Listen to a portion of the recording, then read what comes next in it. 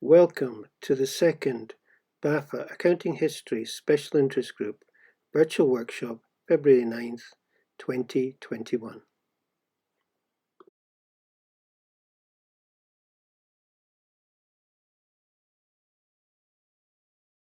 Welcome to everyone for this second BAFA Special Interest Group in Accounting History workshop. I'm in the dangerous position of looking after the session today in one sense, and I didn't manage to get into the session last time. So if I'm not doing things right, just shout out, anybody. It doesn't matter who you are. We've got quite a full program ahead of us, but as Alan's just said to me, this session is being recorded. So if you don't want your face to show, then you can always disable the video link and obviously, put yourself on mute, keep yourself on mute if you don't want your voice. So a very warm welcome to everyone. We've got 3 papers this morning, and I'd like to welcome our speakers. We've got Christian Ranero and Giuseppe Moderelli for the first paper from the University of Turin. We've got Bill Jackson and Audrey Patterson from the University of Aberdeen for the second paper. And for the third paper, and you must forgive my pronunciation on this, Tiziani Di Cimbrini and Alessio Maria Musella from the University of Teramo. If you look at the program, you might think it's completely Italian-based in that you will see the names Naples, Bologna, and Florence. Okay, Naples and Bologna are the Italian connection, but Florence refers to our Florence Nightingale from the UK. So they've all got a medical theme. We have 2 papers on plague and the impact of plague, and one on mid-19th century Victorian accounting in the UK. 25 minutes per session. We'll start at 9:05. You should have received a copy. There'll be 25 minutes for the presentation, then 5 minutes for the discussants. And I should welcome our 2 discussants as well, Shradra Verma and Darren Jupp. Thank you very much for joining us today. After that, there'll be 5 minutes of questions, then we've got a 5-minute break, and that repeats 3 times. At the end, we will formally finish a little after 11, but if anyone wants to hold on for a chat, I know some of us think, oh, I haven't spoken to a human being for a long time, so we can do that. Alan is going to have a word with you just before the start of the first paper and at 11 o'clock. Isn't that right, Alan? Yep, that's right. Yep, that's great. Okay, I think we're conducting another survey there. So without further ado, can I hand over to Christian Ranero and Giuseppe Moderelli? Okay. Good morning, everybody. So let me share the screen. Good morning at all. I'm really pleased to be here, even in the virtual mode. And also I would like to thank the scientific committee for the acceptance and the opportunity to present today a research work co-authored by Professor Christian Ranero and me. I'm going to present a work strictly related to our recent condition transposed by a historical case, also as introduced by Professor Alistair Dobby. And I would thank him also for his discussant position and role. The work I would propose to your kind attention on could be introduced by this picture. So this picture, it is a painting by Peter Bruegel, the elder, dated about 1562, named The Triumph of the Dead, depicting a frame of chaos generated and provoked by the plague. So the title of this research work is Accounting Narratives, Early Evidences from an Epidemic Historical Case. In fact, the scenario of investigation would be centered on the plague in Naples 1656, investigated from a narrative and mere accounting models based on primary sources. So we decided to include the frame of institutionalism and governmentality, introducing a focus on the role of the scribes as ancestral narrative accounting in history, also highlighting and investigating on interdependencies between the accounting of disaster, the memories of time, and reporting influenced by a quite shattered accounting practice during sanitary emergencies. Also, we can demonstrate a possibility to reverse the pyramid of priorities during non-linearity periods as the one proposed with the plague in Naples and Mezzogiorno of Italy during the year 1656. So the main pillar of this research would be to investigate, as aforementioned, a specific pandemic pestilence period in the referring year 1656, and also focusing the attention on the organizational repercussion due to the urgency, the uncertain periods of crisis triggered by generalized disaster, creating chaos. So this kind of period would be a great field of study as framed in the picture presented before, to individuate and to investigate the rupture points in social practices as accounting is. But the main focus would be based on the interpretation and the hermeneutical efforts on the interconnection existing between the accounting institutionalism and the organizational theory. Also, in integrating the management of adverse situations through a governmentality perspectives, and also on mortuary practices and the fractures in sociological nexus and institutional perspective of the accounting. So, for example, while the material remains of death and the rituals have been widely studied by archaeologists, the accounting and the organizational perspectives of sanitary emergency related to the mortuary procedures have scarcely being considered by academics. So an interesting point of view I had the opportunity to read on the organizational accounting repercussion as being considered by you and Carnegie and others in 2020.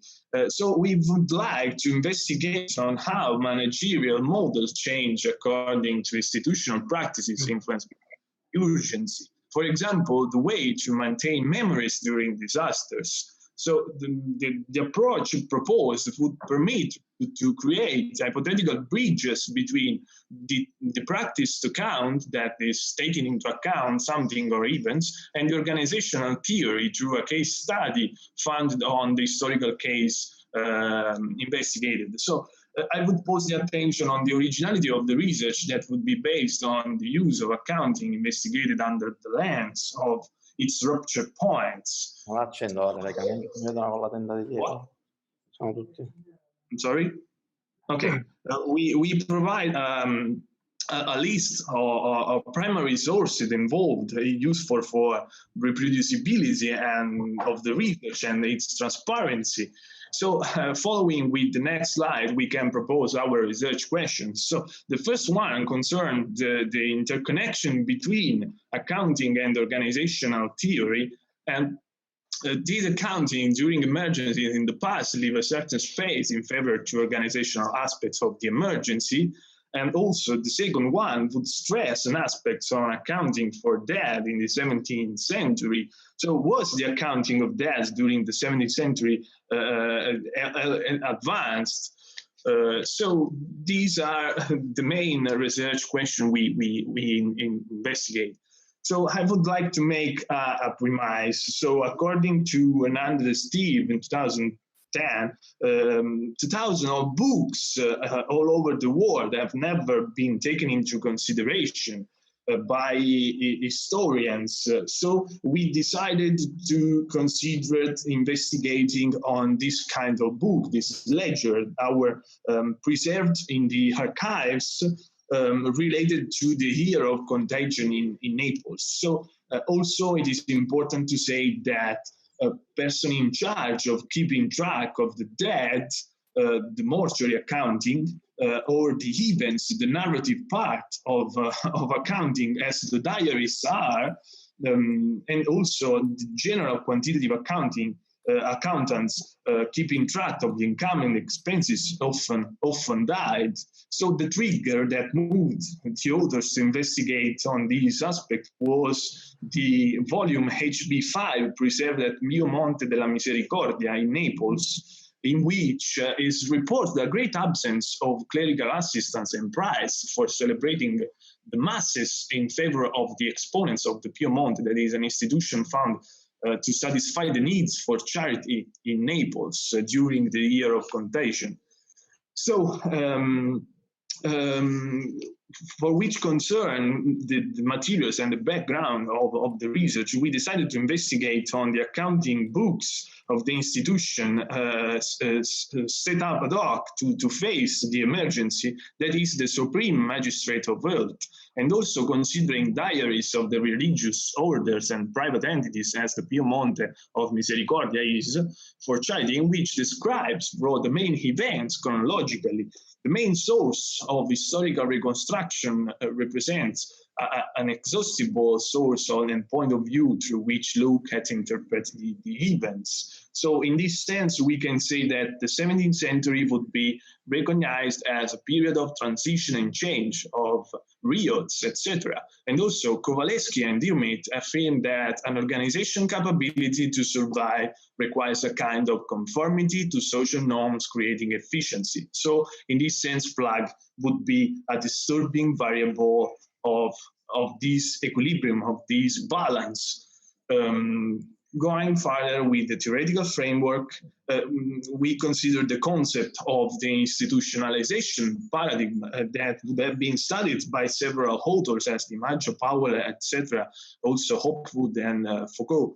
In this sense, accounting would be considered as an archetypal communication technology, and the technological aspects that accounting would show would be also crucial on the one hand, and accounting as the power to make visible chronologically the administrative facts on the other hand, the events, the decision embodied its role related to history, as said by Jerry McWaters in 2014. Whistler also considers it a social and institutional practice, expressing also a wider meaning of accounting as a governor of economic and social life. For which concern the interpretative paradigm we used, in this sense, accounting should be considered not only under the lens of the calculative approach, but we can add the narrative proposition inherent accounting that could provide additional information for hermeneutic a posteriori activities of the historians. So in the detail, I would like to focus the attention on the main findings strictly connected to the case analyzed. So from the Archiepiscopal Archive of Naples, we found the diary of the ceremonies of Naples Cathedral, dated 1651-1660 in the volume 4, in which is preserved the transcription and the description of the year of contagion. I would like to pose the attention on the sentences in bold, in which people died more than normal, and also people died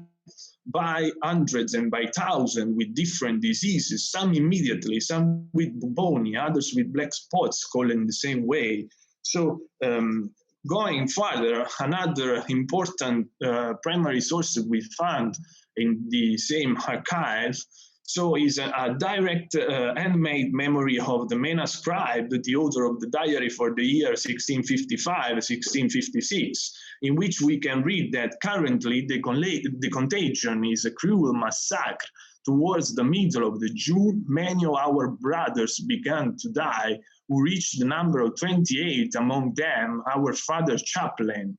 A cruel slaughter, more than 80,000 corpses remain unburied. So we can show with these sentences the narrative power of the accounting and this sociological repercussion on rituals, on ceremonies. as various or also religious rituals. And this is a redundant aspect for the plague during the year 1656. Another book, an accounting book, has been considered for the investigation directly from the ad hoc institution created for to face the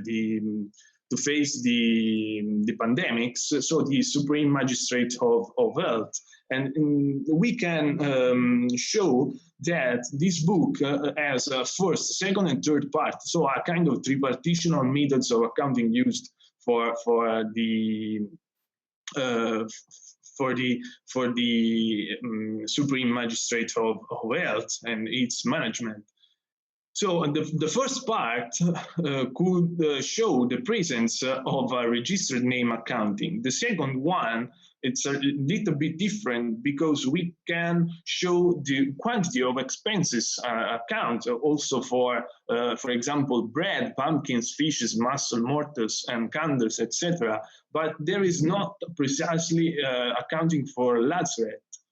And this is the clue, the most important part for the investigation on the accounting. The third part of the book, by contrast, presents a kind of characteristics related to the first accounting notes, but a clue, a really important book preserved in the same bunch of the previous one, dated 1743, 1767, would show a different accounting, so a better order accounting in double bookkeeping, showing also the debit and credits in two columns. So this is really the important part of the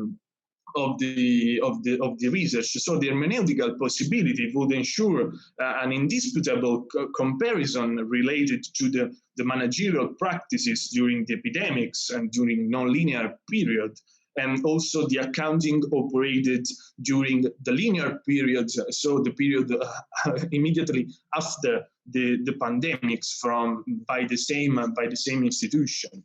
So I would like to conclude with the sociological organizational aspects related to the accounting during the plague in 1656. And we can read that for died in the plague period through the month in favor of their souls, 50 holy masses must be celebrated for each gentleman and 30 for each minister in accordance with the decision of Monte, the Pio Monte of Misericordia, the institution created for charity in Naples during the 17th century, seeming difficult and uncomfortable to make 40 funerals. 9 days continued funerals will be celebrated. So these are the conclusions and the deliberation of the Pio Monte of Misericordia for its people died. So on one end, we can show in this sense a quite shattered accounting for lazarets that there's missing. So for that and for the institution management of Supreme Magistrate of Health. So in this sense, we have a kind of preeminence of organizational aspects. On the other one, we consider the social paradigm and in the rupture points in the accounting social practices and institutional practices. A social change transpires. So a kind of economy of religious rituals, as expressed before, is preferred for the exceptional needs connected to the difficulty of the moment. So in this sense, we can reverse the pyramid of priorities. So during linear periods, we can show a kind of coexistence of accounting, institutionalism, narrative and quantitative organizational perspectives, social aspects, and rituals and ceremonies. On the other hand, we can reverse the pyramid because at the top of the pyramid, we can find during nonlinear periods by the urgency variable, the accounting narratives, the organizational perspectives, and the role of scribes, so the narratives of the diarists. And also at the bottom, we can find the quantitative accounting and the social paradigm that consider rituals and ceremony quite neglected. So, going further, I would like to conclude the paper with these two photographs that include the comprehensive meaning of the research. So the dramatic event proposed violently altered the accounting institutionalism, altering also the ethos of the dead, affecting time, space, and also the rituals and the social paradigm. In fact, we can say that another form, another kind of accounting during the 17th century in Naples, especially in Naples, specifically in Naples, of accounting would be able to narrate a story, narrate something from becoming the physical places, the caves and the common halls, becoming an intangible and also but real ledger full of bones, able to replace the institutional role of the account. So I would leave the place to the discussant, Professor Alistair Dobby, and I thank very, very much for the attention and the efforts in critical reading of the paper in progress. So I would pose the attention on the limitation of this research that identifies only a single case study, but for developments of this research we can triangulate the data with other case studies, and also favoring a mirror system with other primary sources, and also we can produce insights for other multidisciplinary influence. So many thanks for the attention.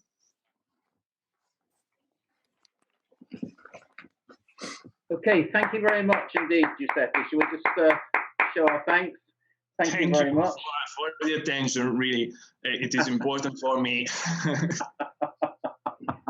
And you kept to time very well. In fact, you finished a little bit early, so that's great. We've got a bit of spare time. So thank you very much for that. I must say, I think your last photo was quite sort of sobering, seeing all those bones and skulls there. And it does remind us all that we need to make the most of every second of our lives, don't we? Think carefully about what we're doing, etc.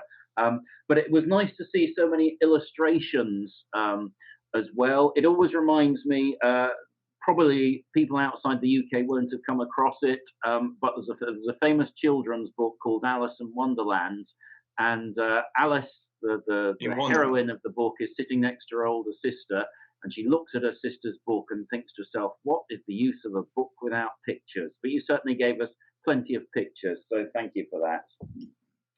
Thank you. I've had the advantage compared to most other people here that I have been able to have a look through the draft paper, and thank you very much for sending that, Giuseppe and Christian. I must say, I almost felt overwhelmed. When you look at the paper, there were so many ideas. If you look at the literature that's been drawn upon, there's material relating to, and this isn't a comprehensive list, but anthropology, archaeology, history, accounting, tax, governmentality, economics, religion, warfare, disaster management, health, emergency management, Foucault, institutionalism. There's even a reference to Blackpool Tower, which is great because I only live about 3 miles. I can see it from the beach at the end of the road. So there's a huge amount, and the paper almost made me think of a magician's cauldron, in that there are lots and lots of really interesting ideas and a sort of stream of consciousness coming out. I think the subject matter is obviously fascinating. Plague in Naples in 1656 and how the disaster impacts on social practices and how urgency impacts upon managerial procedures. I think that's one of the key themes you're looking at. I was always also very interested to see the sources. You've got some accounting texts, you've got some diaries, you've got material from various religious organizations. There's a pawn bank in there. You did say, I was quite interested, and during questions we'll maybe discuss it. Some of it seems to be inaccessible at the moment, which is unfortunate. Yes. But maybe is that just because of COVID? and you can't get in there? Yes, several archives are not accessible for external proposition. I don't know, external problems, but for development of the research, we would like to access these archives for comparing also other primary sources that could be really important to frame in a clear manner the research and the research work, creating a comprehensive frame of these different aspects, as the social paradigm, as the organizational theory, as the Foucauldian view, governmentality, etc., as expressed by you, Professor Dobby. And for this reason, I think that the paradigm of disaster creates a lot of important ideas and insights for multidisciplinary investigation. So in this sense, we can create a fil rouge, a kind of leitmotiv to accounting. So we can create a big frame for the accounting interpretative and hermeneutical view, creating also interconnection with the transversal proposition as social paradigms, as disaster management, and etc., as expressed by you before. Yeah, thank you for that. Yeah, I would say and there are some religious institutions which are very worried about letting people in, but sometimes you can just gently build a relationship with them and get to know them, and then once you're seen as an acceptable person, sort of thing, then they sometimes give you greater access. So I'd carry on working on that. One of the things I'd recommend for the paper is, in terms of the sources, a little bit more detail on what their purpose was, because you've got very different sources. So, for example, the diaries, are they part of a long tradition? Is it was something that suddenly was introduced during the plague? And as well as looking at their purpose, how much have they been used? So where have other studies integrated them? And there might be a lot more, you know, in the Italian language, obviously, than in that's been published in English. But, you know, how have historians used them in the past? And just make the distinction clear about, you know, how you're using them differently, and some of them might not have been used before. And also, have any of them actually been published or printed, any extracts, or is it still all in the archives? But I mean, I think it's great to be using those sorts of sources. I found it really interesting when you talked about the emergency response. There was a magistrate of health established. And I think one of the things I'd say about the paper is there are so many interesting things. You've probably got about 3 or 4 papers you could do here. And you could do something just on the magistrate of health by themselves almost, you know, what they did, how they did their accounting, what resources they controlled, what impact, what innovations they made. And, you know, so that was the magistrate of health. You also you've come up with a really interesting proposition that, and I do apologize, I'm trying to read my writing. I typed this all up yesterday, and could I get the Word document this morning? I couldn't. So, but you come across with this hypothesis that plague accelerates organizational procedures, whereas war accelerates accounting procedures. Accounting processes. So again, that could almost be a full-scale paper by itself. In the research questions, and I'm full of admiration because, you know, I don't know, but I'm assuming your first language is Italian, and, you know, English might be your third. I would look at them quite carefully, because sometimes a group of words that make perfect sense in one language don't translate so well, and I'm happy to have a more detailed chat with you afterwards. But your research questions on page 3, I would have a look at both of those, maybe define some of the terms in there, you know, what you mean by too advanced, for example, and just to make sure that they're crystal clear in English. I'm sure they are in Italian, but I just have a little bit of doubt, so I'd look carefully at those. when you're justifying your interest in the plague, and I've got to keep an eye on my time as well. No, we're okay. You could also just talk a little bit more about the overall impact. So you talk about you know, the numbers of deaths and funerals, but in terms of, you know, what percentage of the population died and how quickly, and to show its scale, you could even think about just a very little bit of basic comparison with, you know, some of the other big plagues. So I'm thinking, for example, there's one, I think it was 542, obviously, you know, 1,000 years before you. You know, we in English we call it the plague of Justinian's flea, and that plague has actually been put forward for causing the collapse of the Byzantine Empire, or a lot less.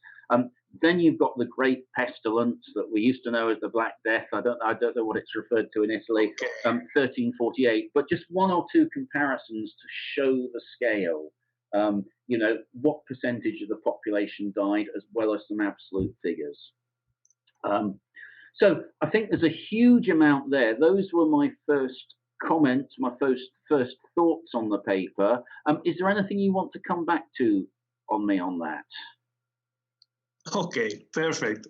I really thank you for the comments, and so we will take into consideration the suggestion for implement and develop the paper in the future months, okay, in the next months. So I really would thank you, and also would thank the scientific committee for the acceptance and to have this opportunity to discuss this paper at the initial stages for future developments. Many thanks. And I'd like to thank you for the opportunity to read it as well. As I say, I thought the illustrations are invaluable, and you provide translations as well, which I think is just fantastic, because so often we don't actually see the documents. Right, I think we are possibly 3 minutes early. I hope you're keeping an eye on me there, Alan. And I do apologise. I realised in my haste this morning I didn't even introduce myself. I'm Alistair Dobie, anyway, for those of you that don't know me from Edge Hill University. So now I'd like to open it up to any questions from anybody. If you can just raise a hand or unmute your microphone, or whatever works best for you, that would be great. But any questions, any thoughts, observations, suggestions, recommendations, comparisons? Right, sorry, Bill Jackson. Yeah, I can. I'm not good at looking at 25 people at the same time, but thank you, Bill. Yeah, morning to you. Okay, thanks, Alistair. Well, I really enjoyed this. I'm very excited that people are starting to look at the plague and the way that the plague affected, well, just civilization and how accounting plays a role in that. Alistair mentioned the Black Death, and I was reminded of a part of Philip Ziegler's book, on the Black Death, where he spoke about a time at which in parts of Italy, the population, I think after the second or third time around with the plague, the population had been reduced by about 70% in some areas.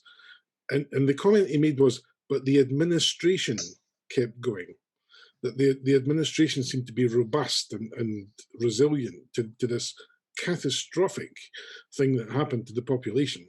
And I just wondered if you saw signs of that, you know, signs of that resilience in the administration and the bureaucracy. Oh yes, I mentioned before an important insights on this, because I said just a moment. I can try.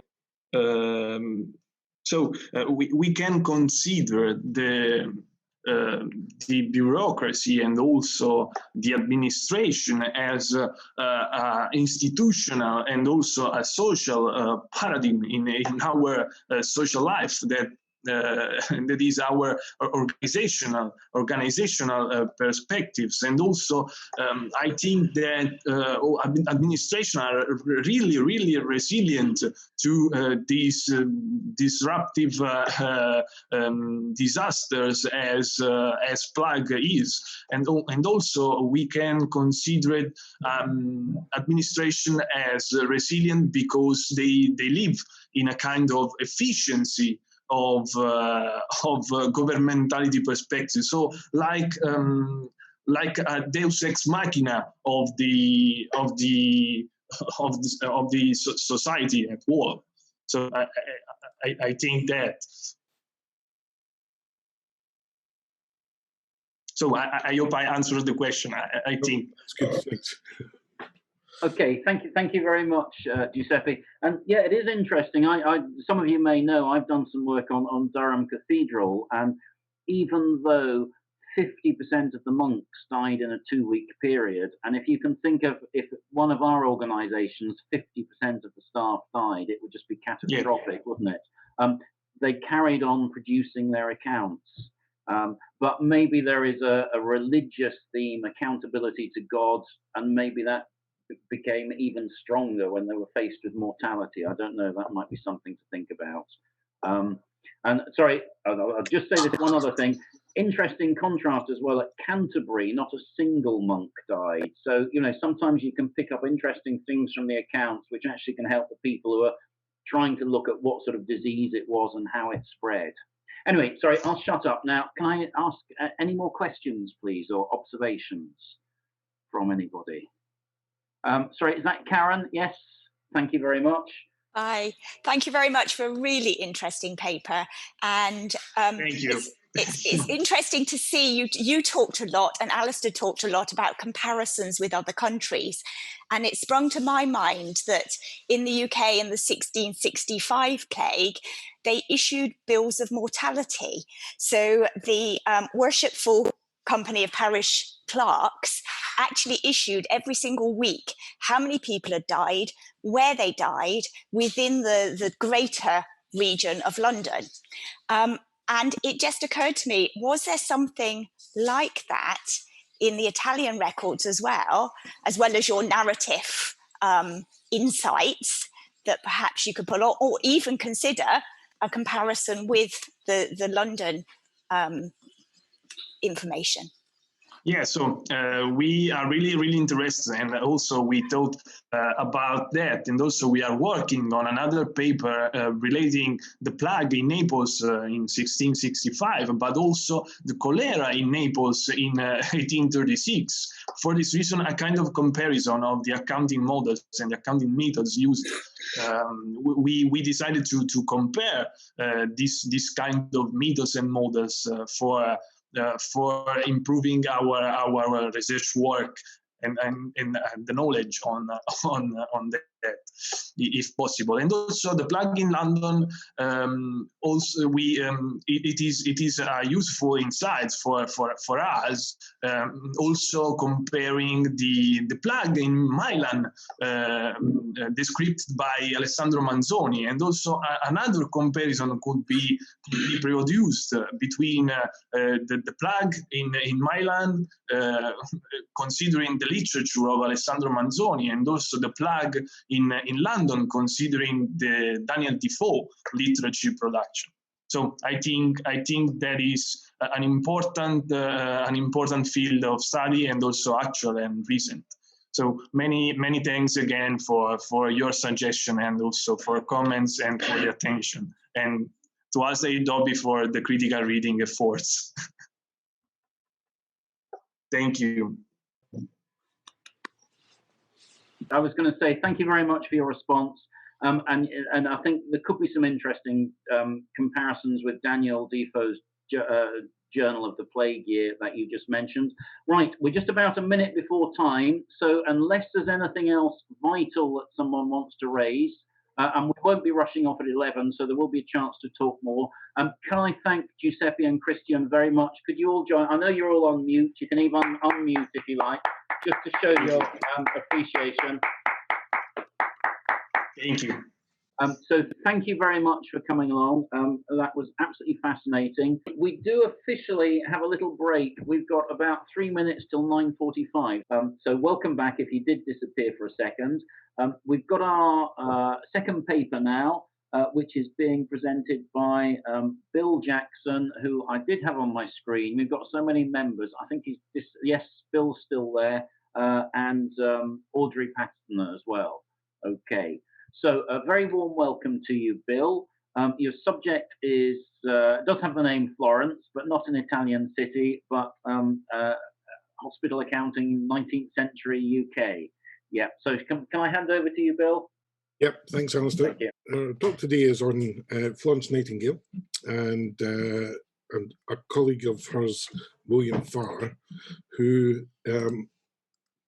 in the 19th century spent a great deal of time trying to promote a uniform set of hospital statistics.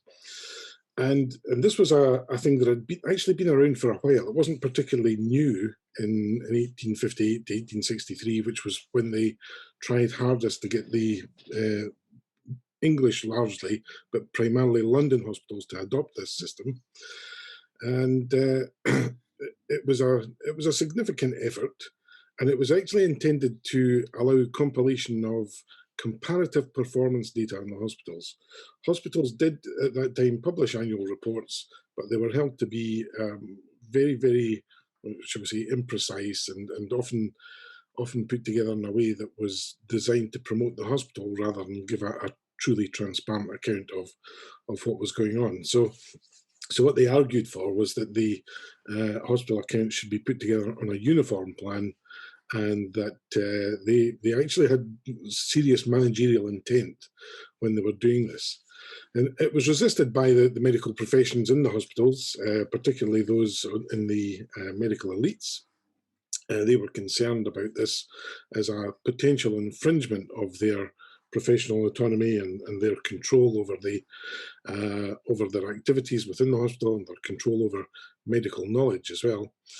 And their resistance to this system ultimately promoted a shift in medical practice towards a much more lab-based creation of scientific medical knowledge, and that's quite a big leap from thinking about the accounts to thinking about how doctors actually do medicine differently. And I think we'll go through how that actually happened. So, what are the main contributions of the study? Well, back in 2015, Florian Gebreiter and I published a special issue in Accounting History Review, and in the editorial we argued that histories of accounting in healthcare, and particularly in hospitals, were really underdeveloped. That if you think that there is something like 10% of GDP is given to healthcare within the typical economy, and that has been true for many decades, generations, hundreds of years even, that that scale of investment into healthcare has taken place, and yet as a sector of the economy it gets very little attention, particularly from the accounting historians. So we argued strongly then that more work needed to be done. It's great, there's actually been in recent years we've seen some more stuff coming through, and that's also got to be good. Also, there's a contribution to gendered histories of accounting. Florence Nightingale obviously was a woman, and she was a woman in the mid-19th century doing something that was very unusual for women to be doing at that time. And it's nice to be able to tell that story of her involvement and just how important she was to what actually went on in that space. And that adds to some of that literature, like some of the stuff that, say, Steve Walker has done on Josephine Butler, and other women accountants who have sat within that specific time period.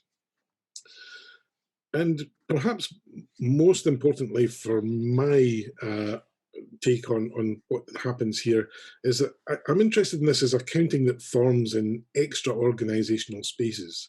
We almost always think about accounting that comes from within the organization.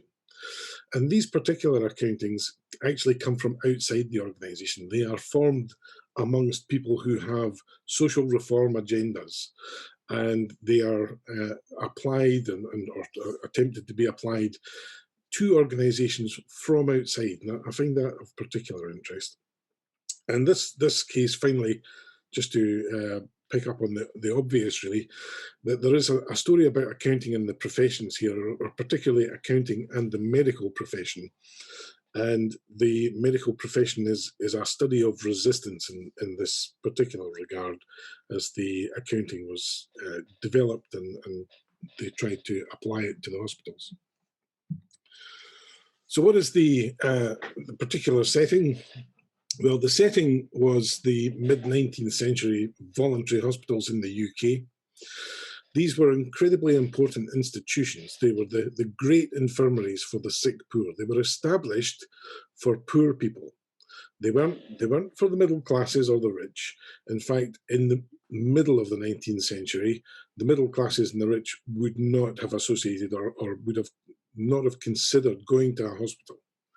They would have been treated at home by the doctor who came to their home, and the hospital would have been seen as something completely alien to people who had any kind of resources at all. So they were put in place to help the sick poor when the voluntary hospital movement was started early in the 18th century, and it came really, the first one was the Westminster Hospital in 1720, and then the Edinburgh Infirmary in 1729. And there was one in the middle, the Guy's Hospital in 1724, but Guy's was a slightly different proposition. It was endowed by Thomas Guy. He put up the whole of the money for the thing.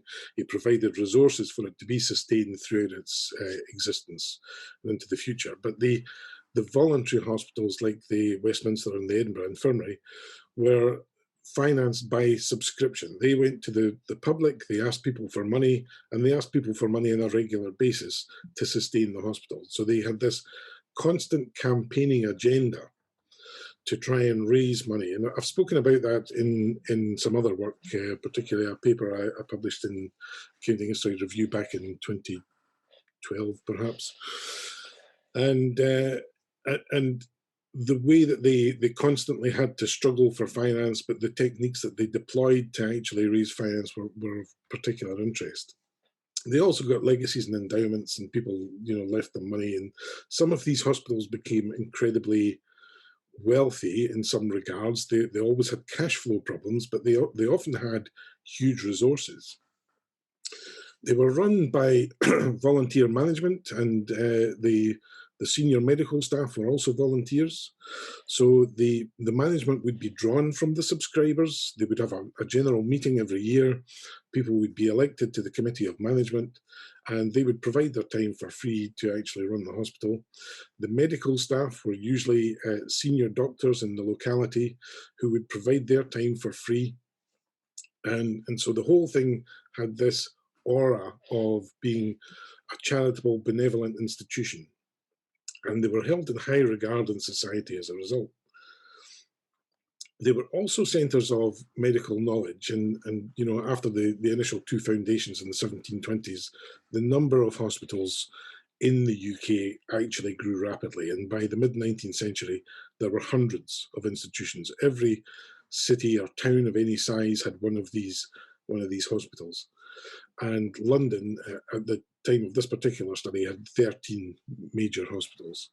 They were not well organised, particularly in London, and this is one of the big draws for outside criticism of the hospitals, was this lack of coordination of the provision. And in London in particular, if you looked at a map of the London hospitals, as London grew and grew and grew, the location of the hospitals were like the bullseye in the dartboard. All of the voluntary medical staff wanted to have the hospital that they worked in close to their private practices, which were usually in Harley Street, so right in the centre of London. They didn't want to see hospitals putting out in the suburbs or the outskirts of London, out in the outlying areas, because then they had to travel to go there, and they didn't want to do that. So, that was one of the primary problems, was that all of the provision was right in the centre of the city, and it didn't matter where else you lived in London, you had to travel into the centre of the city, extremely sick in most cases, to try and get some medical attention. But they became centres of medical knowledge. The doctors who worked there had access to obviously huge numbers of patients, and they could try all kinds of practices and techniques and treatments on these unfortunate poor people that they wouldn't really be willing to try on their private patients in case it went wrong. So they could use them as guinea pigs, and they could obviously, because they had the numbers, they could get some empirical data about whether or not treatments were working and so on. And they were then able to take that knowledge and use it in their private practices. And because of this ability to gain this kind of experience and this knowledge, they tended to be the better doctors in society. Much of medicine at that time was pretty sketchy and not really of very good quality. And it was only in the mid-19th century that we started to see major shifts in techniques that made a difference. And the big one, of course, was anesthesia, which emerged in the middle of the 19th century and actually allowed people to be put to sleep while the operation was taking place, because the biggest killer of people in surgery was actually shock, and the shock from the pain. So anesthesia helped tremendously. It didn't help with the potential for infection. And I think you can see in the picture on the bottom right-hand side, this is actually a very sanitized version of what went on in the hospitals, because you can see that the surgeon has a very clean apron on. In reality, the surgeons used to brag about, their experience was just how caked their aprons were in blood. If it was really, if they were really a good surgeon, there was so much caked blood in their aprons that when it dried, they could stand it up on its own, and it would stand in the corner. So, they hadn't really grasped the ideas of infection and the kind of problems that lay around that. And so, many people died of infection. It wasn't really until the work that Lister did in 1859, just about this time, he was working at the Glasgow Infirmary and introducing antiseptics into surgery, which made a huge difference. But it hadn't really come through at the time of this story. So many of the hospitals actually became attached to medical schools. And so university medical schools attached themselves to hospitals. It was a model that came out of Leiden and Paris. So it was a European model, and it was brought to the UK initially to the Edinburgh Infirmary. And the ability to connect that medical training to medical practice within the hospital was a really, really powerful thing. And yet, the benefits to the people who were involved in the hospitals might not be that obvious, but the people who gave their time for volunteer management, the people who subscribed, they were publicised in the hospital accounts. Their names were published in lists as people of benevolence, of high standing in society. They also had access to the big parties that were used for fundraising, at which they could mix with people of higher social standing. The medical staff obviously gained their reputation through the hospital. They had the ability to improve their medical practice. And so, particularly for the medical profession, these hospital appointments were extremely important. You could build a hugely lucrative private practice on the reputation that you gained as a hospital consultant. So everybody wanted these appointments. And as the number of medical schools grew and the number of students that came through and the number of qualified doctors grew throughout the country, all of these people who spent lots of money on their training, it could cost £500 in the mid-19th century to get a medical training, which was a huge amount of money. They wanted a hospital appointment to actually enable them to build the practice that would recover that investment. But the hospital appointments were very, very hard to get. Those that held them were usually responsible for appointing the next in line, and they tended to be very nepotistic, so they only appointed family members or people that they knew, or people that paid them large amounts of money to actually get that apprenticeship. So there was a real tension there.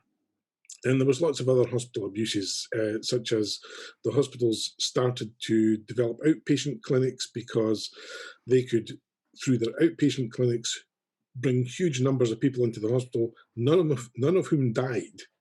So they could treat hundreds and hundreds of people who just went away after they'd been given a pill or some kind of treatment, and they used those to boost the numbers in their annual reporting to say, look, you know, we're a great institution. Look what we've done. We've treated all these thousands and thousands of people, and their mortality rates are very low, because actually the number of people in the hospital was relatively small compared to the number of people they were treating overall. But of course, as they did that, they were treating these outpatients for free, and so local doctors were losing money because everyone went to the hospital to get the free treatment instead of buying in the doctor. So there were all kinds of problems that were arising around these hospitals. Into this arena, we find a couple of people who, Florence Nightingale, of course, is internationally known, William Farr less so. Florence Nightingale was someone from an extremely well-connected family. They were very wealthy. She grew up in extremely comfortable conditions, but she was someone who rejected social conventions. She had no interest in moving into society and getting married and doing the things that women normally did in those days. She wanted to do something else, and she'd been mathematically trained and educated by her father. And she decided to move into nursing, which at that time was absolutely horrifying for someone of her social class. Most nurses were of the lowest social order. They were often seen as not very clean. They were often drunk in the hospitals because there was a lot of alcohol around in hospitals. It was used as a stimulant. And so, you know, for her to engage in this was something really very shocking at the time. But she was very committed, and she had a lot of drive, and she made a reputation, and she eventually got sent out to the Crimea during the Crimean War and made a reputation there as being somebody who could effect change and who could actually really improve the situation. She was also a noted statistician, and down in the bottom of the slide here, you can see what the Army in the East. This was one of her famous statistical diagrams. This was the one that was known as the Batwing diagram, where she was charting the mortality in the hospital over time through this radar chart. William Farr, on the other hand, was a farm labourer's son. He came from the poorest possible background, but his talent was spotted by a benefactor who supported him through medical training. He became a doctor, but because of his background, he was unable to break through the class barriers and get a hospital position. His talents were undeniable, though, and he eventually became the Deputy Registrar General. He never became the Registrar General. That was a sinecure appointment. It was really for the elites. The Registrar General didn't do much other than be the figurehead for that office. And it was really the Deputy Registrar General that did all the work. So Farr did all the work, got none of the glory really, and never became Registrar General, and ultimately resigned as a result. These two met at a dinner in 1856, and William Farr, they clearly got on very well right from the start. And William Farr agreed to help Florence Nightingale with her campaign at that time to reform the army. She was just back from the Crimea. She knew about huge problems in the way that the army did business, particularly in its medical services, but also with all other kinds of sanitary issues. And in return, she agreed to help him with his campaign to reform the voluntary hospital system. He had been working for years, campaigning for years to try and get something done about the nepotism and all the other problems with hospitals. He worked closely with Thomas Wakeley, the editor of The Lancet, who was another person who had trained as a doctor but had failed to actually break into the system. So on the back of this, Florence Nightingale, recognising the worth of the cause, delivered two papers at the Social Science Association. It was actually called the National Association for the Promotion of Social Science, but for some reason no one actually called it that. She delivered these papers in 1858 and then published them in 1859 as Notes on Nursing. And Notes on Nursing is probably Florence Nightingale's most famous work. The third edition, which she launched in 1863, is still in print and has sold more copies, I think, than it's possible to calculate. So Notes on Nursing was something that was used to promote the idea of these uniform hospital statistics. It wasn't the only thing that it said, but it was an important part of the Notes on Nursing agenda. And the statistics that we saw in the 1860s, they were actually a precursor to the Uniform Hospital Accounts that were published by Burdett in 1893, 40 years later. And there's a real trajectory here that it goes back to the 1830s when William Farr was going to the London Statistical Society and saying, we need to gather data in the hospitals. I don't believe that they're efficient, that they're effective. I think there's huge variations in the outcomes, and so we really need to gather this data. The Statistical Society supported that, and in the 1840s they made an attempt to get the hospitals to adopt the statistics. It didn't work.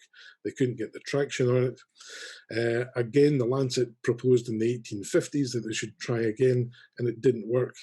But by the late 1850s and early 1860s, they had Florence Nightingale on board, and she was such an important public figure that they had to listen to her. And the statistics weren't really statistics. It was a reporting system. There was a set of forms that were used within the system to gather medical information, and we'll talk about that in a minute. But really, it was about reporting on the activities of the hospitals so that people outside the hospitals could gain some traction, get some accountability over the hospitals, and actually make some managerial effort about how hospitals should do their business. They were filled with tables. There was lots of tables. It was a great kind of 19th century thing, this statistical table. And here's an example here of what they would use to gather data for inpatients, looking at, well, did this person bring a letter of recommendation? How many admissions did we have? How many cases were treated? How many people died? How many people recovered? There was other reasons for discharge. I don't have time to go into it, but it's really fascinating, some of the things that they did, and so on. And looking at bed occupancy rates. So they're reporting on the activities of the hospitals. And here you can see in form number 3 here, they look at the cost for each patient. So it's not just purely medical information. It's not about the activities. They're also looking at the costing of it.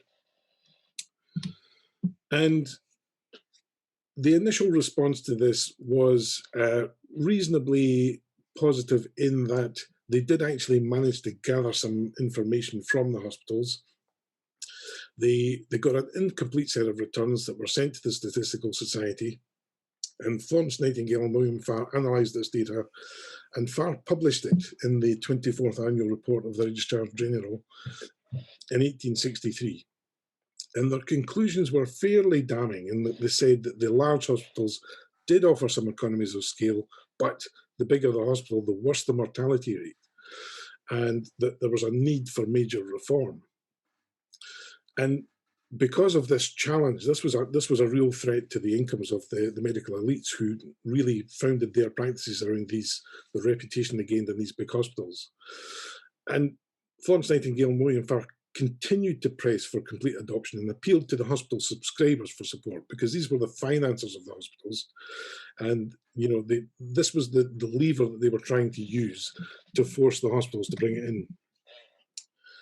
The doctors didn't take it lying down. John Simon, who was the medical officer of health and also worked at St Thomas's Hospital in London, he really marshalled a counter-attack by the hospital consultants here. And he used 2 of his colleagues who worked at other London hospitals. Bristow and Holmes were seen as his attack dogs. And they really, really went for the information that had been published by Florence Nightingale and William Farr.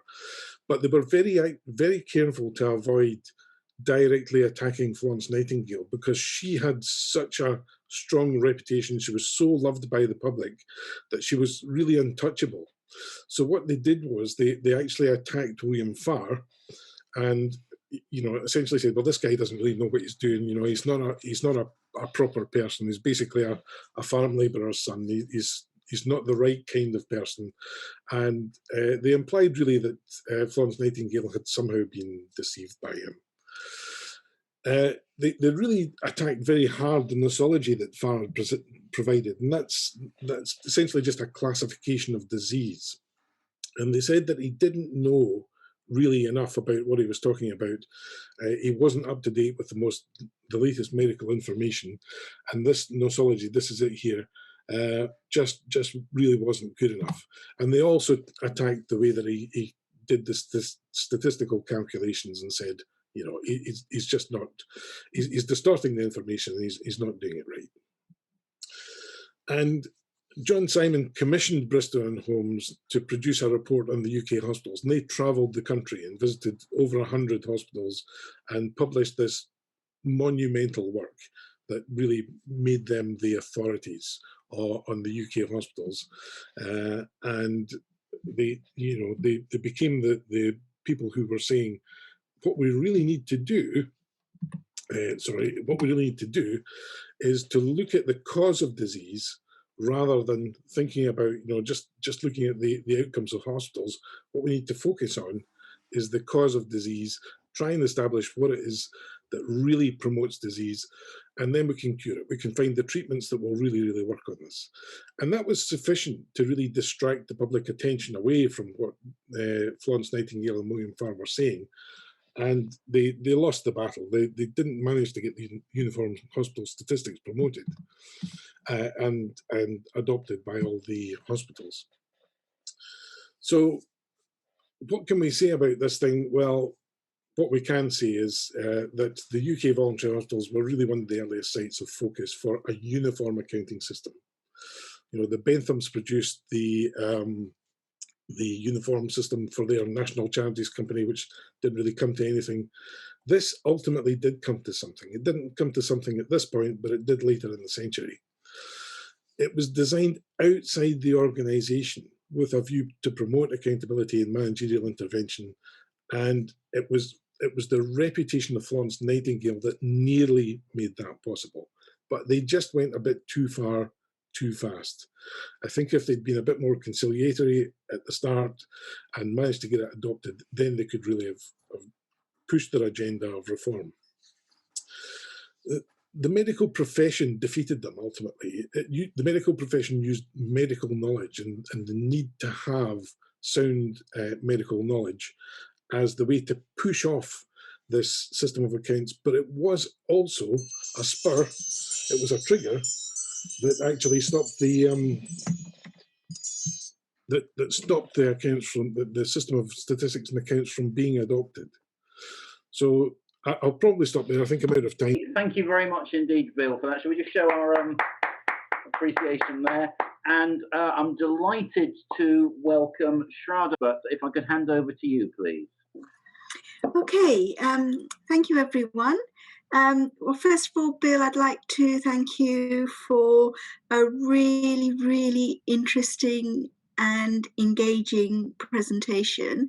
And also, I've had the pleasure to read your paper, which others haven't had.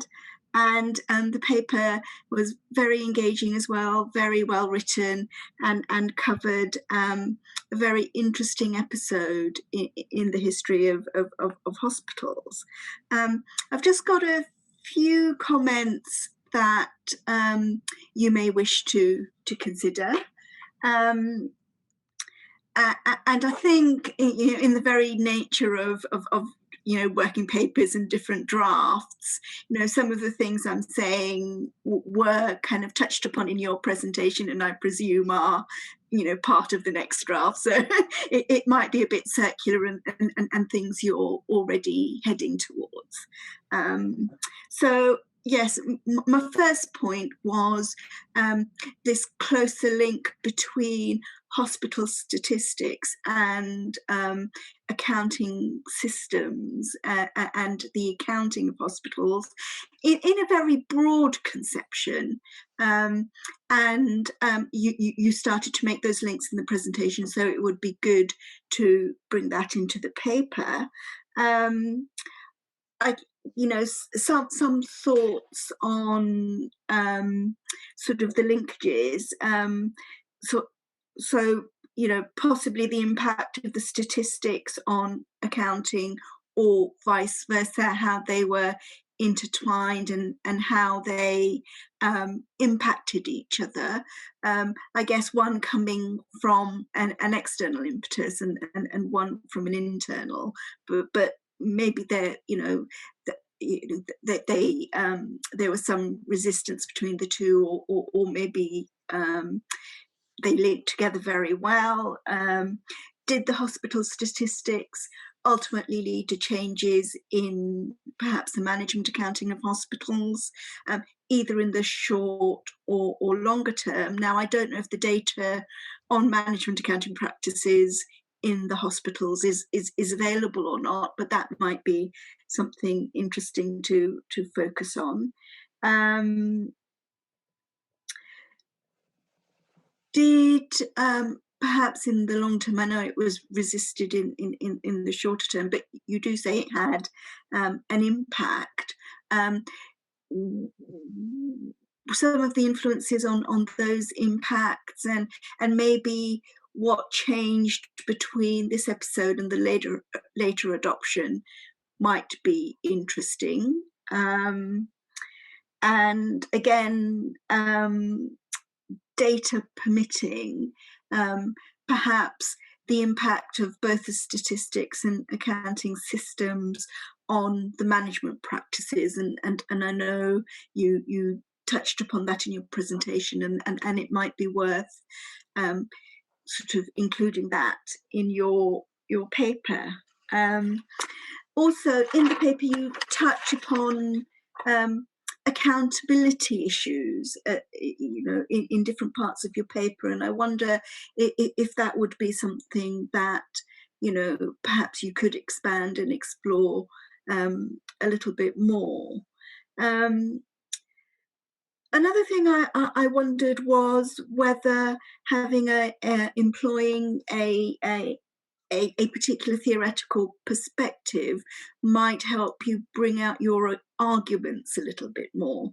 And as you were presenting, really, there were some ideas that popped into my head. So they are very initial ideas and reactions. So yeah, take it as such.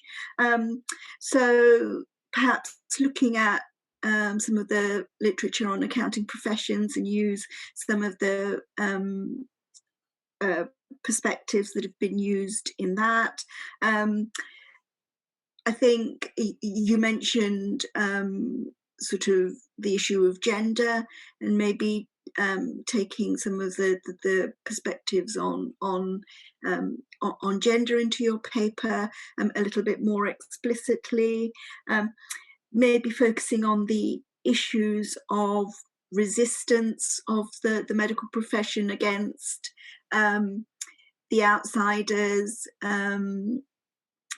Also, it was interesting, I thought, and this has come in other places as well, the importance of individuals and how they can perhaps influence debates or almost influence debates. So how crucial the role of Florence Nightingale was in almost getting through the changes. But and I think that could be something you could focus on, but also maybe looking at the interests of different constituents and how those interests coalesced and that that unfolded within the debates. And the final point I wanted to make was perhaps in terms of just thinking about maybe the structure of your paper a little bit, just to make sure that the arguments are embedded within the accounting literature, and that they come out in terms of your argument, and perhaps just adding a little bit on the longer story. I know it's probably another paper, as some of the things I've mentioned might be, but it would be interesting for the reader to know that first of all, the context of the voluntary hospitals and the management practices, and also what ultimately happened, even if it's briefly. Okay, so just some initial ideas, and take on board what you will. Thanks for that, Trevor. It's great comments. Thank you very much, and thanks for reading the paper. I agree with everything that you say. I think, theoretically, there is a professionalisation story here. This was a still developing medical profession. The British Medical Association had more or less just formed at this point, but it was really forming as a union for the GPs who were suffering from the problems of the hospital abuses and so on. So, there is a professionalisation story here, but it relates perhaps more to the professional elites and the way that they were still controlling the profession at that point. You're absolutely right about what happens next. What happens next is another paper. It is actually drafted. Maybe I can do that some other time. But what did happen was that quite quickly after Florence Nightingale and William Farr pulled out of this scene, was that other people, and in particular a chap called Henry Burdett, picked it up, and he campaigned with the Lancet throughout the 1870s and 80s. And they created things called in particular, a thing called the Metropolitan Hospital Sunday Fund, which was a fundraising body that said you could have the money if you adopted the uniform accounts. Interesting. And they got some traction with that, but they didn't manage to get the kind of real managerial authority that they wanted until they formed a second fund. There were other funds, I have to say, but these were the important ones. A second fund was formed in 1897 called the Prince of Wales Hospital Fund, which is now the King's Fund, which is still around and still very well known. And it had as its patron Edward, who became Edward VII, and he had that ultimate social authority. He could not be countermanded. So when he was saying the hospital should be doing this, the kind of elites that were involved in the hospitals had to go, oh, okay, the boss says, the Prince of Wales says we've got to do this, so we've got to do it. And that was where the real control came from. But that comes out, as I say, in another paper. So, Bill, can I just interrupt there? We've just got a couple of minutes before the next paper starts, and I'm sorry to interrupt the discussion there, but it was just in case anybody else had an urgent question they wanted to put forward before we start the new session. So can I just open it to the floor if anybody has, and if not, I shall let you continue for another minute, Bill. Sorry, I'm trying to check both screens. Karen's got her hand up. Okay, thank you, Karen. Sorry, me again. Absolutely fascinating. I love the story behind this, and I love the driving force towards the uniform accounts. And there's quite interesting parallels with the railway accounts, uniform accounting systems as well. Two things, I guess, picking up on something you were literally just discussing. I think you're right. I think there's something here about social elites, business elites, professionalization. And I think, wasn't Price Waterhouse involved in the next stage of accounting? Neil Robson made a thing about that, but they were much less involved than he suggested. Okay, okay. But my question was, I'm really, really interested in what you said about the link between the voluntary work of the doctors and the fact that enhanced their private practices. And I just wondered how much that might have motivated them as people that were involved in running the hospitals as well, and as part of the government and management perhaps of the hospitals, to manipulate and influence perhaps the figures that were being reported. So looking at it from an accounting perspective, how much they could manipulate or enhance the accounting in order to make it look as if they were doing better than perhaps they were to enhance their private practices. Sorry, can I interrupt again? Bill, you've got about 30 seconds, if that's okay. Okay, two very quick points then. They weren't quite as involved in the management of the hospitals as you might have thought, but the management of the hospitals were also highly motivated to make the hospitals look good. They needed funding, And so, and they wanted to be involved with a successful institution, so they were highly motivated to make distortions in the way that the accounts were presented. Okay, thank you very much indeed. I'm really sorry to truncate the discussion, but could we thank Bill very much, and Audrey, of course, for the presentation. Now, if you do need to stand up, we're just going to press on, I think, because we are at 10:25, which is the starting time for our third paper by Tiziana Di Cimbrini. I do apologize for my pronunciation, and Alessio Maria Musella, and a very warm welcome to you. Good morning, and thank you for giving us the opportunity to share with you our paper in progress. We deal with epidemics that have been a constant presence throughout the history of humanity. And we know that strategies governments implement to cope with them can have considerable social consequences. These consequences have been extensively investigated by the economic history research, while in the accounting history research, as we have seen with the first paper presented this morning, there is still much to explore about the relationship between accounting and power into an epidemic scenario. This is the aim of our paper that investigates the role of accounting and specifically of the reporting system adopted for the emergency of the cholera epidemic in Bologna in 1855. We have two research questions. The first question is a descriptive one. We simply wanted to know how accounting was used to control the infection.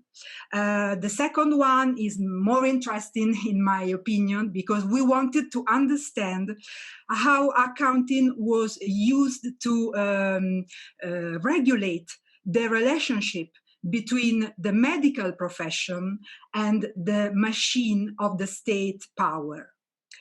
And the state we refer to is the papal state, officially the state of the Catholic Church, that was made up of some territories within the Italian peninsula under the Pope's direct control since the 8th century and until the 1870.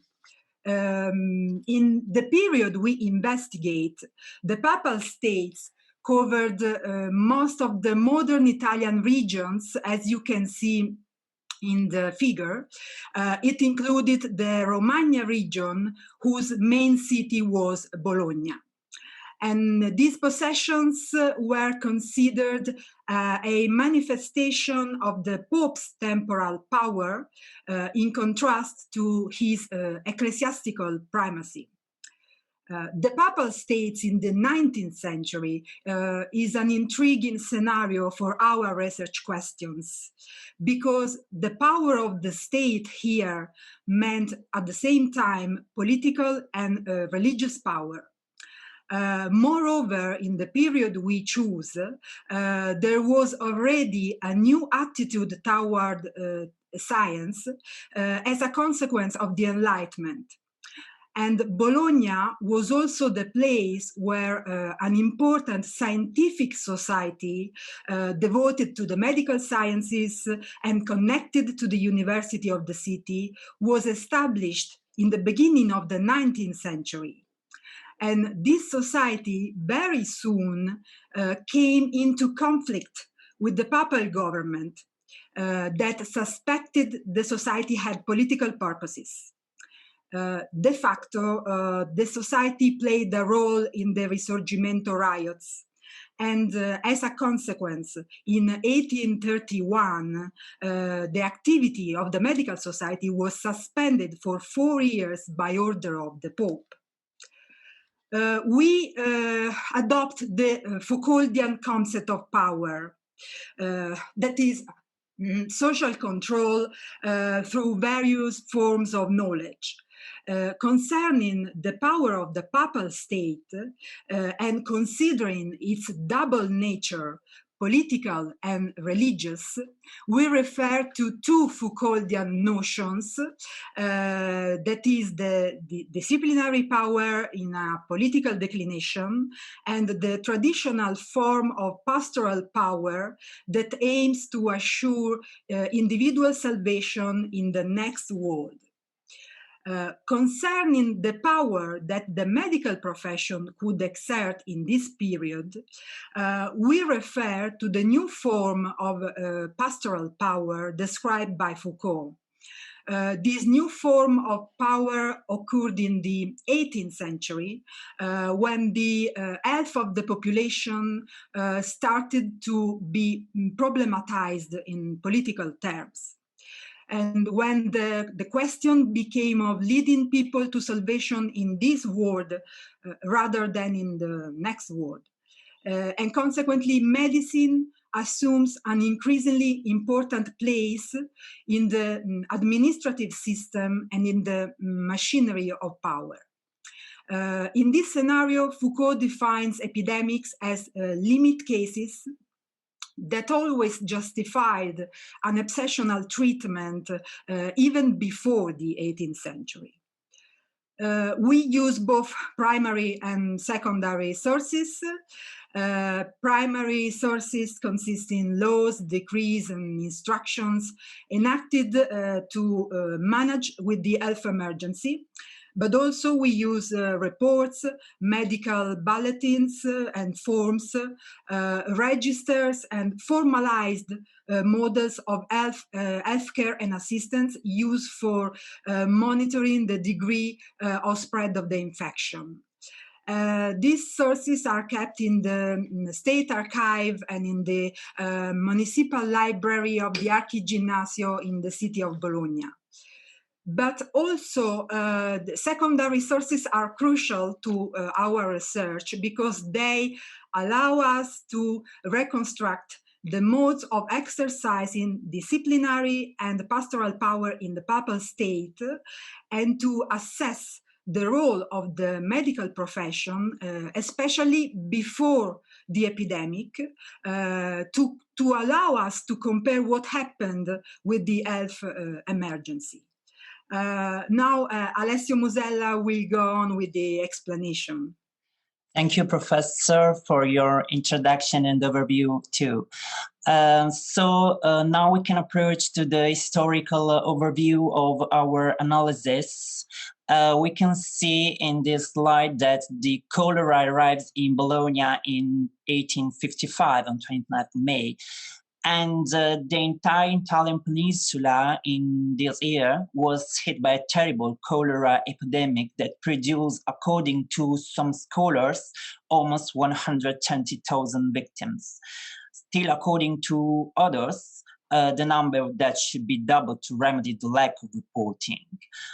Well, during the 1855 emergency, cholera was a still mysterious disease and which nothing was known, and all treatment were ineffective.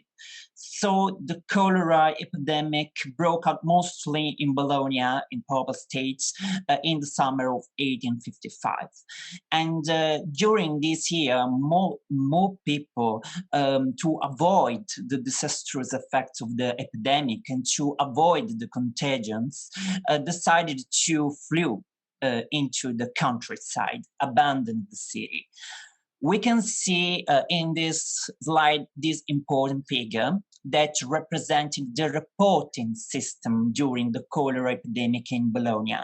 It reports the name of the infected or the infected generalities such as gender, date of birth, and accommodations, and also the date of recovery and discharge. But the most important thing are the observations of the medical personnel.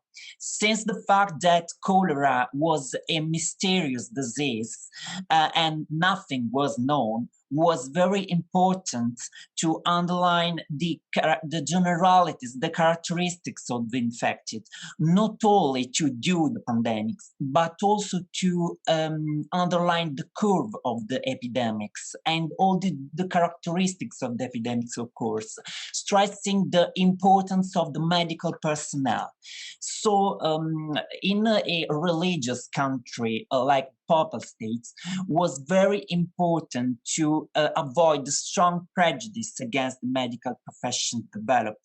So one of the example that we are trying to analyze in our research is to underline the crucial dual system in the management of the emergency.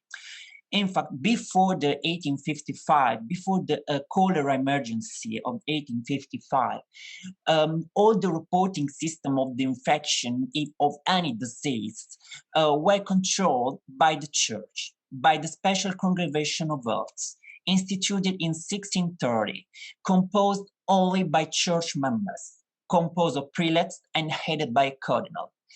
It controlled the provincial deputation of health. We can see on the slide, and it was composed of a cardinal, a prelate, 3 lay representatives of the central government, and a member of the Senate of Bologna. This deputation was composed with 2 branches: a chemical section and a surgical medical section as well. This branch was the only scientific branch of this reporting system. It was in fact composed of 4 professors and 2 doctors. It controlled at the same time the 23 parish health deputations, 1 for each parish in the city, chaired by the parish priest and made up of 1 priest, 4 citizens and doctor, a surgeon and a pharmacist. So these reporting systems were used until 1855, and it was used particularly during the 1836, the first cholera epidemic in Bologna, but that had less disastrous effect of the 1855. But due to the crucial effect of the emergency in 1855, the Senate and the states decided to institute another office, the Extraordinary Municipal Deputation of Health, underlying and understanding the fact that the medical science was fundamental to avoid the disastrous effects of the epidemics, and not basing the cure only on the religious. So the Extraordinary Municipal Deputation of Health was composed of 6 doctors, 1 member of the clergy, and 4 citizens. They were met on a central health office to adopt preventive measures to combat the pandemic, and it was the only body that could make autonomous decision. So all the information started from the Lazaretti. The Lazaretti were instituted during the cholera epidemics. They were hospitals where confinement and isolation, where all the contagions and all the cholera patients were isolated, and there were groups of workers provided to necessary care, especially during the epidemics. They were in fact composed of medical personnel and fairs. All the information collected in the Lazaretti were reported to the Uffizi. They were administrative offices. They were composed of administratives, in fact. And the head of the administration collected all the information and sent them to the Extraordinary Municipal Deputation of Health, that analyzing this information had the opportunity to underline the curve of the epidemic, but also the geography of the epidemic, underlining the red zones of Bologna, where there were more infected. So these are the models that were used by the Uffizi di Soccorso and represented the reporting system, but also the accounting systems as well, that underlining all the reporting informations during this crucial passage from the Lazaretti to the central health office. We can see that these models contained all the informations about the infected and the deaths, unfortunately, and also all the characteristics of the infected, all the physical characteristics due to the cholera infections. Well, this is the Bulletin del Cholera, the Bulletin. The Bulletin summarized all the information came from the Lazaretti. The central office kept a register collecting all the reports of contagion, both in the city and in the municipalities of Bologna, from the Uffizi di Soccorso or directly singled to the central office. While the general register kept with progressive number and with the annotation of the day and the time. And the Ufficio di Soccorso, where the case was detected, the names of the patients, and also their fathers, the age, the marital status, the profession, so all the generalities, underlining and trying to understand which are the categories of the population that were more infected as well. So it was critical that 3 times a day the Uffizi sent their data to the central health office, compare the bulletin of the cases, and sent it to the government, military, and the municipal authorities. So the curve of the epidemic in the 1855 was controlled all the times to understand the geography, as I said, the epidemics, but also the characteristics of the infections and the infected as well. In the central office, the keeping of the records, as we can see in this slide, and the drafting of the bulletins was the task of the first clerk of the office with the help of other 5 clerks under the direction of the secretary, vice secretary, and the inspector of the Uffizi di Soccorso. This is the final step. This represents the all the information collected by in all the stages of the reporting system. We can see at the end of this bulletin the signature of Dr. Paolo Predieri, the president of the Central Health Office, and it represents the total amount, the total amount of the infections, all the characteristics, and all the characteristics of the infections and the curve of pandemics as well. So I want to turn it over to Professor Tiziana Di Cimbrini that will explain us our conclusions in progress. Thank you, Alessio. Our in progress conclusions are that the double technology of government to cope with the epidemic reflected the local government system in the Papal States. The central Papal government to cope with the claims of the secular classes in the local territories created a parallel system of local government, with the ecclesiastical hierarchy on one side represented the traditional pastoral power of the Pope, and the secular state bureaucracy represented the political interests of the local territories. The members of the clergy, as well as of the medical profession, were present in both the hierarchies, but only to represent the unity of the state, because de facto the 2 lines of power represented the religious power on one hand and the secular society on the other hand. And this is confirmed by many secondary sources. The emergency, we note that the health emergency gave the opportunity to create a stronger intersection between the secular society's political interests and the medical profession's interest, giving rise to the new form of pastoral power as described by Foucault. And concerning accounting, we note that it played a role only in the secular line of management of the epidemic, while we do not find any form of institutionalized reporting system, and to tell the truth, any form of reporting system at all of the epidemic in the religious line of government of the epidemic. And this despite the fact that the parish health deputations were in charge to take care of the sick people as well. We believe that the reporting system was useful to the state bureaucracy, to the secular state bureaucracy, to take away consensus and maybe political power from the religious line of power.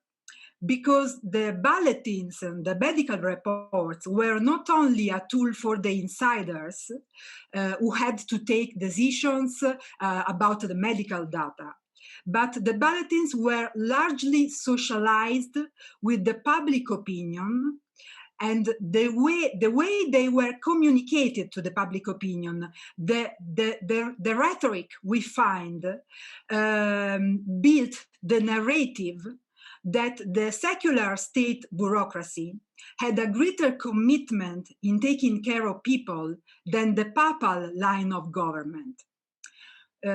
We still have to go deeper into this aspect due to the difficulties to go into the archives and due to the current health emergency. But we believe here there is a potential to contribute in several directions, accounting and epidemics, of course, but also accounting and the building of the medical profession, accounting and religion, and accounting and the local government as well. But that's all for now. Thank you very much. Okay, thank you very much indeed, Tiziana and Alessio. That was absolutely fascinating. I particularly enjoyed seeing the illustrations of the documents. It looks like you've got a fantastic database to work with. But without further ado, I shall hand over to Darren Jubb, who has very kindly agreed to act as discussant for your paper. So yeah, thanks for the presentation. I think that's a great way to end off the workshop, and very interesting. And unlike the other presentations that we had today, I had only seen a research proposal, not a full paper. And a lot of the questions I had have been answered by the presentation, which is quite good. But I'm happy to send more detailed comments after, once I've had more of a chance to digest what you said in the presentation. But a few of the things that sprung to mind reading through the proposal and as you were speaking, one of the interesting things I think is you've got a good source of data and good primary sources, and obviously you said there were some challenges with going back in, and there were some opportunities to maybe uncover more. And I wondered if you could give us an insight into what other information is contained beyond what you've shared. Again, like Alistair said, it was great to see, but I wondered if you could say a little bit about, what else you think is in the archive that could potentially reveal more of the accounting stories.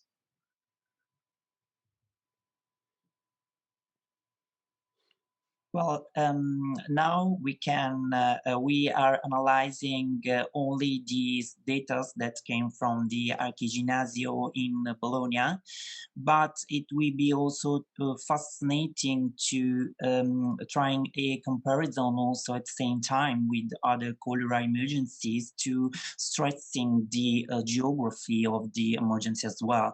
We can, as we can know, at the same time, for example, in London, that were also in a health emergency in 1854, in the same year of the health emergency in Bologna, the Broad Street emergency that was stressed and studied by John Snow, the first medical personnel that understood the fact that cholera was due to dirty water.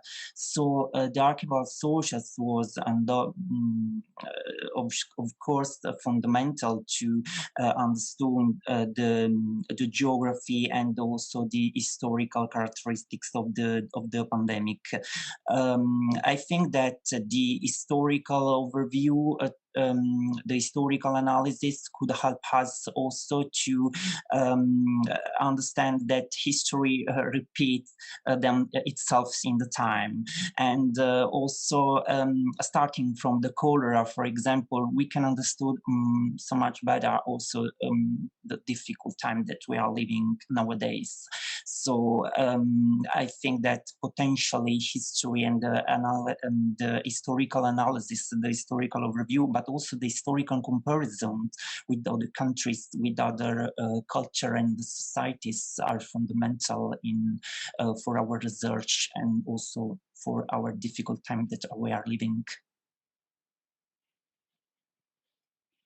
Thanks. And one of the other things, and I'll leave it open to questions and send over some more detailed comments later. Was I know from some of the other work in this kind of area, such as the Minetti et al. Paper in 2017, I think, spoke about the importance of the members of clergy in terms of, within the accounting and reporting systems, maintaining the sort of moral values of the church. And I wonder if, is that something that you're seeing coming out in your story, as it were?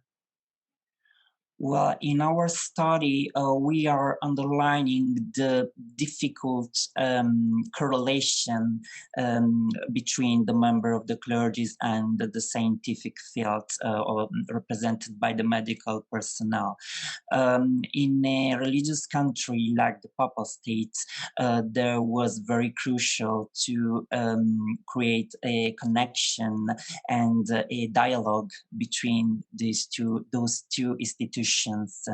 So accounting system and reporting system are fundamental to us to understand the differences and the crucial aspects between these two institutions. But what we want to do in our analysis, thanks to the reporting system and to accounting system, is not only to understand the clergy, as I said, the clergy overview, the clergy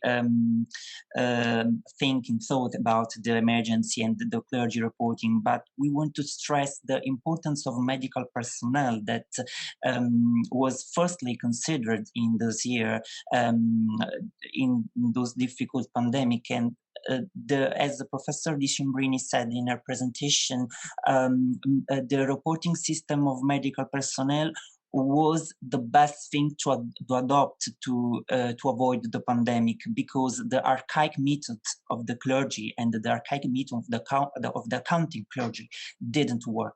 So this is the crucial point of our research that we want to explain in our conclusion, and I think that it is also the innovative reporting that the innovative things that we want to apport to our research, to the literature as well. Me add something, if I can. A crucial aspect of the paper is that we find that the epidemic scenario gave the opportunity to see a competition between the secular society and the religious line of power to gain the popular consensus. And we observe it thanks to the narratives that come together with the spread of the medical bulletins, and also thanks to the contemporary secondary sources, to the chronicles of the epidemic of the time. And so what is intriguing, in my opinion, is this use of accounting as one of the instruments used to carry on the competition by the state bureaucracy and against the papal line of power. Thanks. It's a fascinating study, and I'm really looking forward to being able to read a full paper on this. And that's really all I've got for. Okay, thank you very much indeed, Darren, for leading that. Can I invite questions from the floor now, please? Anyone got anything they'd like to ask Tiziana or Alessio? Sorry, I can see Bill there. Yeah, please come on in. Thanks, Alistair. Yep, another fascinating study, really interesting stuff. I wanted to pick up on one thing that you stressed quite early in the presentation, that nothing was known about cholera. And while it's certainly true that at this time the germ theory of infection was not widely accepted. In fact, it was just in the process of emergence. So they didn't know genuinely what caused cholera, but they didn't know that. They thought they did know what caused cholera because they subscribed to the miasmatic theory of infection, which hung around this concept of bad air and so on. So they thought they knew what caused it, and they must have been acting in a way that connected with that. And it was really interesting that you mentioned John Snow, who in 1849, so quite a few years before this particular incident, 1849, Snow published a study on the transmission of cholera. And it wasn't widely taken up at that point, but in 1854, he actually demonstrated quite clearly that it was waterborne, and it was widely reported in the British medical press. And my reading of the British medical press of at that time, there was lots of contributions from people overseas, so all across Europe and in other places. So it was being read widely around the world. And I do wonder, and Snow actually followed it up with a formal treatise in 1855, roughly at the time of your incident. So I do wonder if perhaps there was some knowledge about the source of the infection. And I wondered if you were talking about the geography of the thing, and that's what Snow did. He tracked the infection and found the source by looking at where the cases were. And I wondered if there was any evidence in your study that they were actually looking to see if there was a center for this infection. Well, it's very important to understand the epidemic, first of all, to try to summarize those conclusions. As you can say, they didn't know what was cholera, and the most fascinating thing that we discovered in our sources was the fact that the medical personnel trying to understood the cholera before to treat it, trying to underline in the observations of the reporting all the characteristics of the infections. For example, at the beginning of 2020, we didn't know what was COVID, and the first thing that the medical personnel tried to do is to understand all the characteristics of the patients and all the characteristics of the infected first to avoid to battle this this epidemic, this pandemic. At the same time, the same thing was happened with the cholera in 1855. But the geography that we want to analyze and trying to individuate the red zones of Bologna are relating only to the Bologna municipalities. So the sources are helping us to trying to understand not only which are the places that were bad, that were much struggled by the epidemic, but also which people, which class of people were infected more, thanks to all the characteristics and the generalities indicated in the bulletins. So I introduced before Joe Snow and the cholera of London because the most important thing is also to understand all the characteristics of the cholera, but also the causes of this emergency and of this disease that are fundamental to understand our geographic analysis. Okay, just a quick follow-up. So are you saying this was the first time there had been a cholera epidemic in Italy? Because there had been several in Britain by this time. No, it wasn't. No, okay, go on, Alessio. No, it was not the first epidemic of cholera. No, it wasn't the first. For example, as I said, also in Bologna, that was the first epidemic in 1836, but it was less dangerous and had less disastrous effect respect to the emergency of 1855. But the emergency of 1855 in Bologna was the first strongest emergency in Papal states that we are trying to evaluate and to analyze in our research. Okay, thanks. Okay, thank you very much. We're just about on time. If anyone's got any last question, we could have a minute. If there is anything, just wave your hand in the air. I'll try and flick between screens to see if no, there are people putting their glasses on like that, but I don't think that counts. Okay, well, if you could thank me very much in giving some applause to Alessio and Tiziana. Thank you very much for that. Thank you. Thank you to you for your comments and for your questions that are very, very useful to us. Thank you, really. Okay, well, it just falls to me now to say a very big thank you indeed to our three groups of presenters. Without you, this morning wouldn't have gone ahead. So thank you again to Christian Ranero and Giuseppe Modorelli for paper one, Bill Jackson, and I'm not sure whether Audrey Patterson was here or not, but anyway, she's contributed to the paper. Apologies if I've missed you, Audrey, if you're on the subsequent screen. And thank you very much to Tiziana and Alessio for the third paper. I'd also like to thank our discussants.